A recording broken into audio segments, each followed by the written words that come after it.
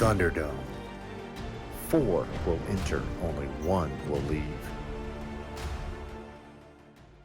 I drowned out and annihilated Thunderdome. And what did you get? I got a Commander Collection for black. In the face by a giant fish. How about that? I got slapped in the face by a giant fish. I got water boated by an island walk. Hey guys, Brent Pryor here on the Thunderdome. This week we're going to feature a fantastic game store located just between Indianapolis and Chicago in Lafayette, Indiana. The name of the store that we're going to feature this week is called the Sage's Shop, and they have a fantastic store. Just watch.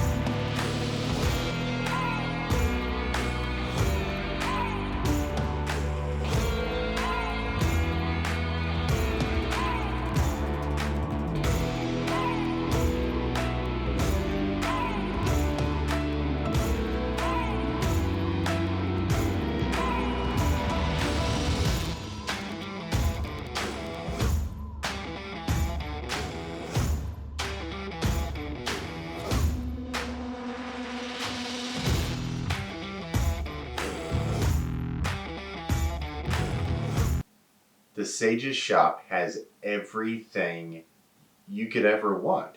You want to start a hobby? Go to the store. You want to expand on your hobby? Go to the store. You want something that's unique or that will take your game to the next level? Go to the store. They also do some online sales. Go to the website, check it out.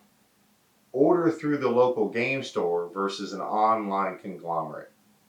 I wanted to do something different than the previous videos. I wanted to bring my decks and play against some of the community.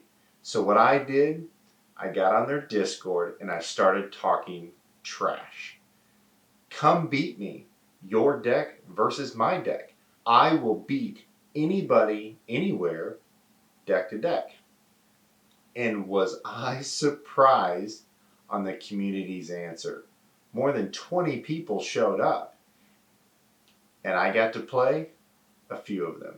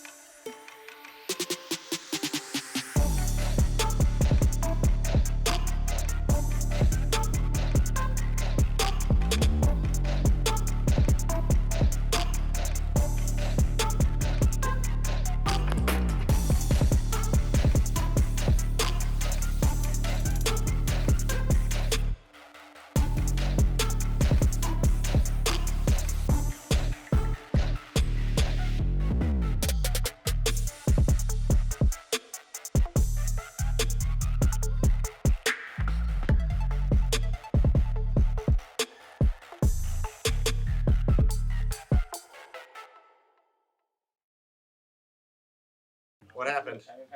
I got absolutely demolished. I don't know. I got so much water coming my way.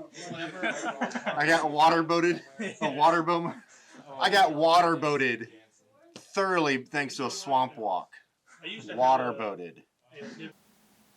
So after spending some time in the store and seeing a lot of cool things and playing Magic the Gathering with that many people was absolutely the most fun I've had in a long time. But I wanted to hear more from Michael, who was the store manager. How can we help local game stores? What can we do for the Sage's shop? Michael is a vault of knowledge.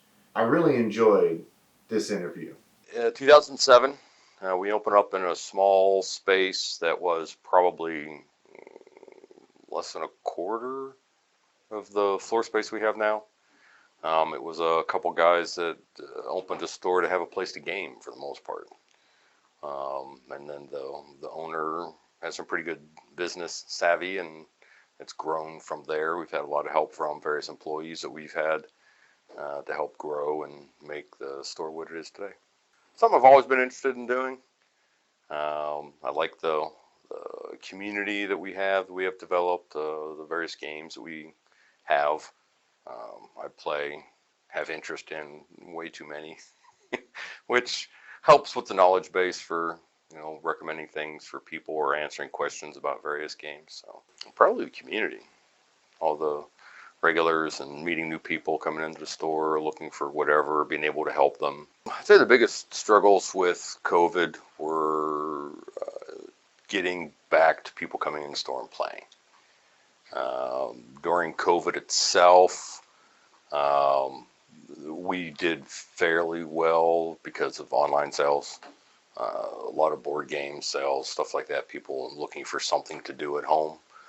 Since they couldn't go out for that, 2 months period or however long it was. And then just, getting people to come back in the store and feeling comfortable about being around people was probably the biggest challenge. A lot of the cards were more, in boxes, sort of that way. And then we started moving them to a binder per set, 3-ring binder. That helps us keep a better feel for what we have. It's easier to find the cards. They don't get manhandled and roughed up as much because you're flipping pages instead of digging through a box where you can mark them with fingernails or something like that. And then as far as the online goes, that was just a matter of having a company that had a system that allowed us to incorporate all of the various trading cards into an inventory that can be searched online. And they do a lot of the back end work as far as getting the sets ready for information and for about what each card does and all that kind of stuff as far as the inventory goes. And then we import it and adjust prices, quantities, that kind of stuff. The company we use also gets metrics for average, low, and high market prices for the cards from all over the place, not just places like TCG Player or Star City. It's like a worldwide, I guess.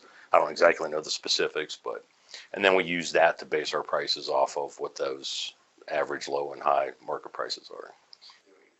So it's the customer setup. Customer side is like setting up an account on any other online business. If you're going to buy shoes online, you have to have an account name and an email address. So our system that we use is the same thing. We use typically the person's name, what they want to go by, and then an email address that they'll check if they do special orders, so we know, email them and say, hey, your order's in. That's something that they'll check and see those things. You can also do receipts that way. And we'll usually, if a customer comes back a couple times, they end up setting up an account. If they're wanting to sell magic cards or used games to the store, we need an account to be able to track them and process the system. For tournament play that has store credit prize support, they need to have an account for that. And then with an account, they can browse our entire inventory. You can wish list items if it's out of stock, and you'll get an email saying, hey, this is in stock. Doesn't hold it for them, but it lets them know that it's back in stock. And you can also do a pickup, pay in store option. If you go through the whole shipping process, at the end there's a button you can click that say, hey, I want this stuff, I'll be in later, and we'll pull stuff and get it ready for them. They're really good. I mean, the majority of our customers are repeat customers. Again, we'll get new customers pretty much every semester because Purdue is right here around the corner. So as new students come in, we'll get a flux of new customers that tend to come back depending on what their gaming interest is. We try and have game nights every night set up for various formats like board game night. Tonight, some of the filming and stuff you did was for Commander. There's also Tuesdays. We have up to 3 RPG games going on, and a couple miniature skirmish games like Malifaux and Fallout Wasteland Warfare often happen on Tuesdays. So it's about, having those consistent events, consistent days where people know that they can come in and play what they want, what interests them on a regular basis, as opposed to showing up at the store and hanging out and hoping that somebody shows up. So each night of the week we focus on a different game focus, try and split it between like TCGs, board games, and RPGs that use these smaller white tables, and then the miniature games that use the larger 4x6 tables. So that way we can spread everything out. So yeah, on our website homepage, there's an event tab that is our Google Calendar of what happens during the week, and then it also lists special events like the Magic pre-release that was a week or two ago, different things like that. There's a calendar in the hall over here that has generally listed what happens each night during the week. And then right outside the door here is a wall that is our looking for group section of people that are GMs that are looking for players, or players looking for GMs, or other types of meetups. Like there's a guy that's posted for some historical historical war games.